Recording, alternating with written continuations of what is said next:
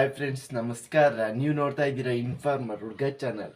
ಇವತ್ತು ನಾನು ನಿಮ್ಗೆ ಏನು ತಿಳ್ಸಕ್ಕೆ ಬಂದಿದ್ದೀನಿ ಅಂದರೆ, ಈಗಾಗಲೇ ಜುಲೈ ತಿಂಗಳು ಬಂತು, ಆದರೂ ನಮಗಿನ್ನು 11ನೇ ಕಂತಿನ ಗೃಹಲಕ್ಷ್ಮಿ ಅಮೌಂಟ್ ಬಂದಿಲ್ಲ. ಇನ್ನು 12ನೇ ತಿಂಗಳದು ಗೃಹಲಕ್ಷ್ಮಿ ಅಮೌಂಟ್ ಬಂದಿಲ್ಲ. ಯಾಕೆ ಬಂದಿಲ್ಲ? ಕರ್ನಾಟಕ ಸರ್ಕಾರ ಲೋಕಸಭಾ ಚುನಾವಣೆ ಮುಗಿತಿದ್ದಂಗೆ ಗೃಹಲಕ್ಷ್ಮಿ ಅಮೌಂಟ್ ಹಾಕೋದನ್ನ ಬಿಟ್ಬಿಡ್ತಾ.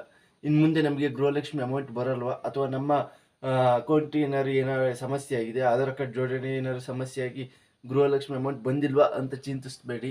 ಮತ್ತು ನಮ್ಮ ಪಕ್ಕದ ಊರಲ್ಲಿ ಬಂದಿದೆ, ನಮಗೆ ಬಂದಿಲ್ಲ ಅಂತೇಳಿ ಕಮೆಂಟ್ ಮಾಡ್ತಾ ಇದ್ರೆ, ಅದಕ್ಕೋಸ್ಕರ ಈ ವಿಡಿಯೋ ಮಾಡ್ತಾ ಇದ್ದೀನಿ. ಈ ವಿಡಿಯೋ ಸಂಪೂರ್ಣವಾಗಿ ನೋಡಿ. ಈ ಇನ್ಫಾರ್ಮೇಟಿವ್ ವಿಡಿಯೋದಲ್ಲಿ ನೀವು ಇನ್ಫಾರ್ಮೇಷನ್ ತಗೊಳ್ಳಿ ಫ್ರೆಂಡ್ಸ್. ಅದಕ್ಕೂ ಮುಂಚೆ ನೀವಿನ್ನೂ ನನ್ನ ಚಾನಲ್ಗೆ ಸಬ್ಸ್ಕ್ರೈಬ್ ಆಗಿಲ್ಲ ಅಂದರೆ ಪ್ಲೀಸ್ ಸಬ್ಸ್ಕ್ರೈಬ್ ಮಾಡಿ ನೋಡಿ ಫ್ರೆಂಡ್ಸ್.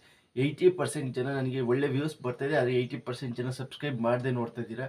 ನನ್ನ ಇನ್ಫಾರ್ಮೇಟಿವ್ ವಿಡಿಯೋ ಬೇಗ ನಿಮಗೆ ಫಸ್ಟ್ ತಲುಪಬೇಕು ಅಂದರೆ ನೀವು ಸಬ್ಸ್ಕ್ರೈಬ್ ಬಟನ್ನ ಕ್ಲಿಕ್ ಮಾಡಿ, ಬೆಲ್ ಐಕನ್ನ ಕ್ಲಿಕ್ ಮಾಡಿ ಫ್ರೆಂಡ್ಸ್. ಆಗ ನಿಮಗೆ ಮೊದಲನೇದಾಗಿ ಬಂದು ನಿಮಗೆ ತಲುಪುತ್ತೆ. ಈಗೇನೆಂದರೆ, ಇನ್ನು ಜುಲೈ ತಿಂಗಳು ಬಂದರೂ ಸಹ ಗೃಹಲಕ್ಷ್ಮಿ ಅಮೌಂಟ್ ಯಾಕೆ ಬಂದಿಲ್ಲ ಅಂತೇಳಿ ನಿಮಗೆ ಹೇಳ್ಬೋದು. ಇದ್ರ ಬಗ್ಗೆ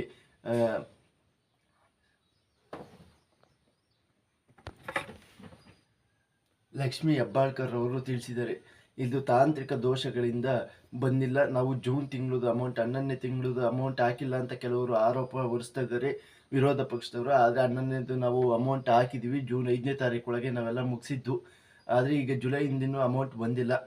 ಅದಕ್ಕೂ ಜೂನ್ ಅಲ್ಲ, ಸಾರಿ, ಒಂದು 11ನೇದು ಅಮೌಂಟ್ ಹಾಕಿದ್ದೀವಿ, 12ನೇದು ಮಾತ್ರ ಹಾಕಿಲ್ಲ. ಅದು ಸಹ DBTಗೆ ರೆಡಿ ಆಗಿದೆ, DBT ಪುಷ್ ಆಗೋಕ್ಕೆ ರೆಡಿ ಆಗಿದೆ.